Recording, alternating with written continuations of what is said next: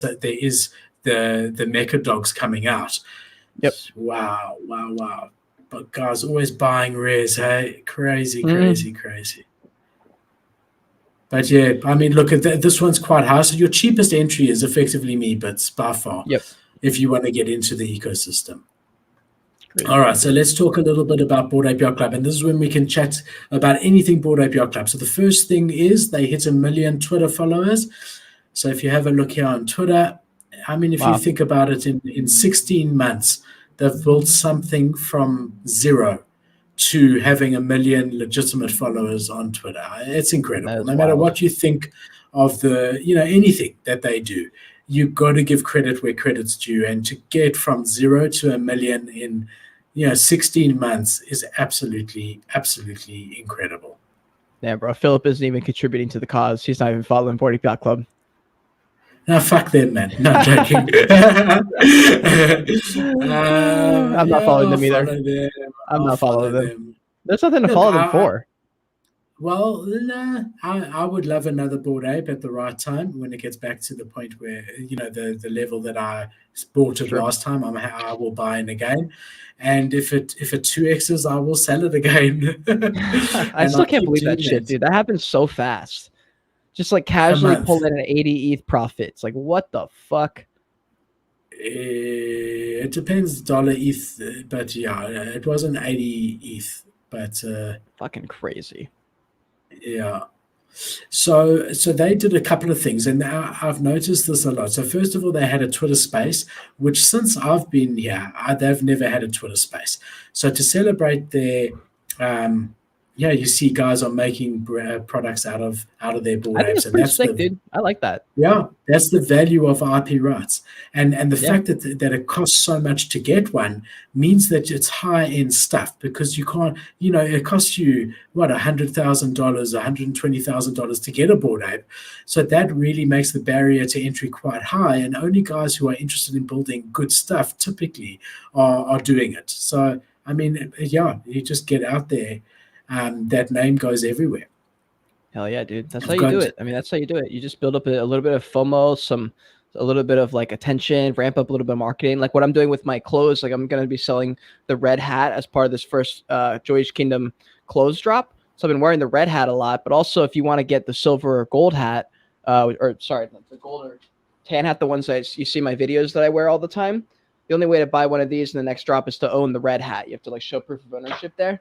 And so there's like different tactics you can use just to like ramp up a little bit of attention. The Bored Ape Yacht Club system is a fucking master at that. They just they're like, okay, time to ramp up some marketing, and they just crush it every time. For sure. So we both listened. So first of all, they had this Twitter space. Then they also had another interview somewhere else, and then now they've done the Full Send interview. So they clearly they're clearly being told that they need to do more stuff like this. Because in the last month we've heard from them 3 times, whereas usually you never ever heard from them at all. So yeah, we both listened to the Full Send thing. What was your take? What did you feel about it? Honestly, you want to know my thoughts on it? Yeah, I do. I've interviewed almost every other project in the entire space except for the Yuga Labs ecosystem, and bro, it sounded like every other podcast I've done. I was like, there's nothing special. Like, I mean, congrats to all the guys, but like, there's nothing that these guys know that's so specially, it's so different. Like, they genuinely just dropped a project and it just picked up, and they just happened to be the founders who did it. Like, there's a whole lot of projects right now that I've interviewed where the founders are very competent, the project's doing okay. And then I've interviewed some projects that are super stellar where I've been interviewing them and I'm like, wow. Like, I could have been the founder. It's just as easy as you could have been, and my project could have picked up, and it could have been me in your position. So the main thing I realized was, like, these Bored Ape Yacht Club people are just normal-ass human beings. Like, they're just like every other founder I've interviewed. They just happen to be the Bored Ape Yacht Club founders. So I'm like, wow. They, like, brought them down to earth for me, because I was like, yo, I've interviewed people of the same caliber. They just have all this extra money and attention because of, whatever reason that they picked up on. And it was really interesting to me, because I've just done so many NFT project interviews that I was sitting there going, like, damn, this is weird, me watching one for once. And I don't know, it was just kind of funny, like seeing them talk at just the same style that I would have done the podcast, just very lax, very casual style, just kind of talking about whatever. and I loved it. I thought it was a great episode, but I just want people to realize that they're just normal human beings too, and they just got lucky. They've done a great job since, but as far as them picking up, I think there maybe were some reasons, but like when you try and reverse engineer why a project did well, there's usually not a real reason. It's typically just a mixture of luck, right place, right place at right time, definitely. It's good though. Look at this. This was crazy. This week. I bet that was someone. Ethereum. That was someone in the Hollywood scene, bro. That's got to be one of those YouTuber people. Yeah. I mean, I guess it's always that when you think of someone. First of all, Full Send is doing incredibly well. I mean, they interviewed Elon Musk the other day, which is absolutely incredible. They interviewed Donald Trump, bro. That's fucking nuts. Honestly, and they've got an NFT collection. They really are landing incredible people. But I think whenever you think of like even an Elon Musk or whatever, you think like anyone who's done well, you sort of put them on a pedestal. And at the end of the day, we're all humans, bro. That's the bottom line. You saw this with Tag Heuer, hey? They've got this collab with Tag.